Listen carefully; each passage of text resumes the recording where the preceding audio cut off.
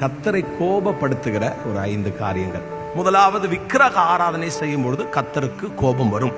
ஆண்டவருக்கு ஒரு காரியத்தை பொறுத்துக்கிட முடியாது அப்படின்னு நீங்க பாப்பீங்கன்னா, விக்கிரக சிலை வழிபாடுகள் கர்த்தருக்கு பிடிக்காது, கர்த்தர் வெறுக்கிறார்.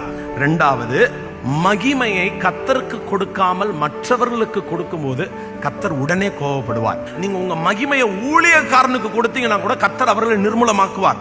அநேக ஊழியக்காரர்கள் விழுந்து போனதற்கு காரணம் என்ன தெரியுமா? மகிமையை அவங்க எடுத்துக்கிட்டாங்க. உங்க கண்கள் கர்த்தரை தான் பார்க்கணுமே தவிர என்ன பார்க்கவே கூடாது. மூன்றாவது, கர்த்தர் உங்களுக்கு கொடுக்கிற தாளந்துகளை நீங்கள் வீணடிக்கும் போது கர்த்தருக்கு கோபம் வரும். நான்காவது, தேவ சபைக்குள்ளே கல்லர்கள் இருக்கும் பொழுது கர்த்தருக்கு கோபம் வந்தது.